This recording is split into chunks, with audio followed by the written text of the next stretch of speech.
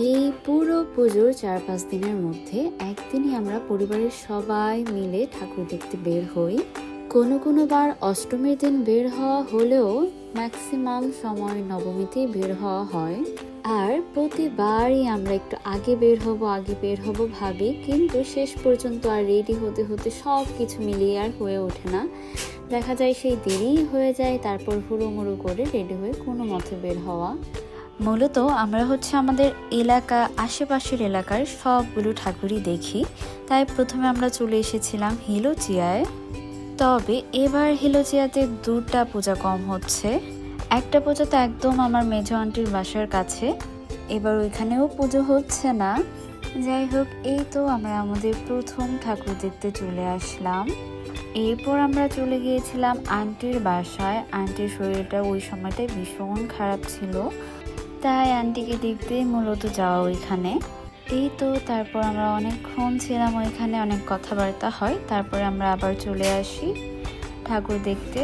হিলোচিয়ায় আরেকটা পুজো হচ্ছিল, ওইখানে ঠাকুর দেখে তারপর আমরা চলে গেলাম বাজিতপুরে বেশ অনেকগুলো পুজোই হয়। যেহেতু ওইভাবে কোথাও যাওয়া হয় না, তাই কোনটা কোন মন্দির আমি ঠিকভাবে বলতেও পারবো না। তবে এই মন্দিরটা বেশ সুন্দর। আমি এর আগে আরেকবার এসেছিলাম, তখন কাজ চলছিল। আর গত বছর আমরা ঠাকুর দেখতে বের হইনি, তাই এই দিকটাতেও আসা হয়নি। এবার এসে দেখলাম মন্দিরের কাজ প্রায় শেষের দিকে, আর ভীষণ সুন্দর লাগছিল।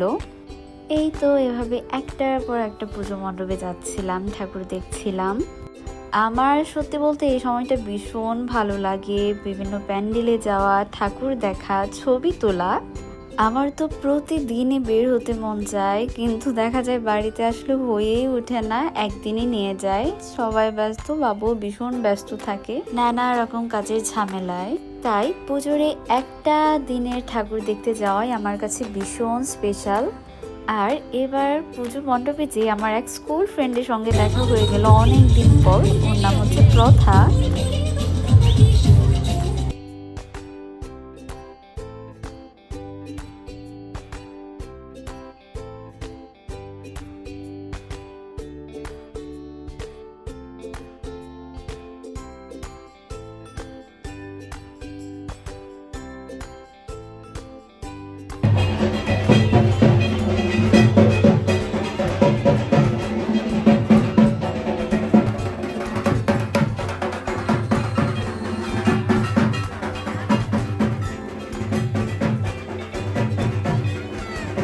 এই পুজো মণ্ডপের পাশেই একদম আঙ্কেলের বাসা, বাবুর ব্যবসায়ী পরিচিত আঙ্কেল, একদম দাদুর আমল থেকেই ওনার সঙ্গে পরিচিতি।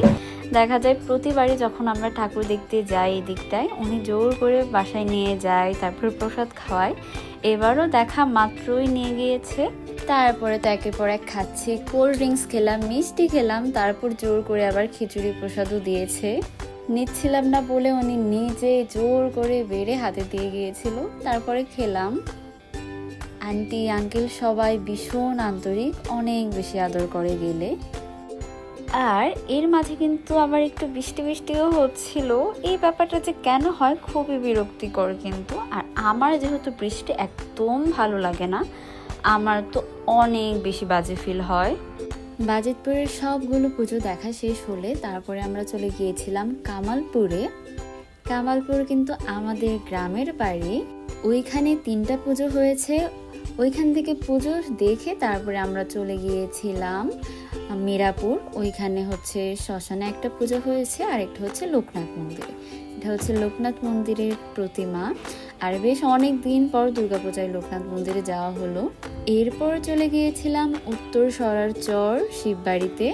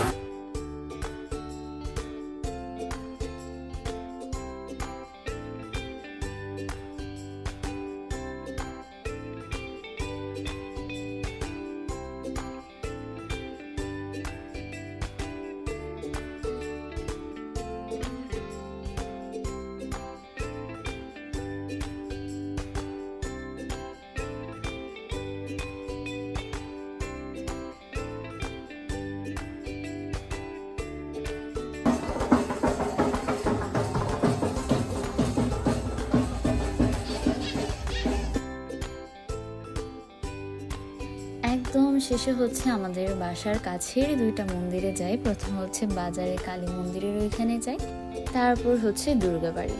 এই তো পুজো পুজো পুজো পুজো শেষ, হুট করে মনে হলো পুজো শেষ হয়ে গেল। পুরা একটা বছর আবার অপেক্ষা। আর এবারের পুজো শুরুটা তো একদম বুঝতেই পারলাম না। গত বছর ভেবেছিলাম এবার পুজোতে এই করব সেই করব, কিন্তু ফাইনালি এবার পুজোতে তেমন কিছু করতেই পারিনি, কোনো প্ল্যানিংই করতে পারিনি। তবুও যাই হয়েছে, যতটুকু হয়েছে ভীষণ ভালো হয়েছে।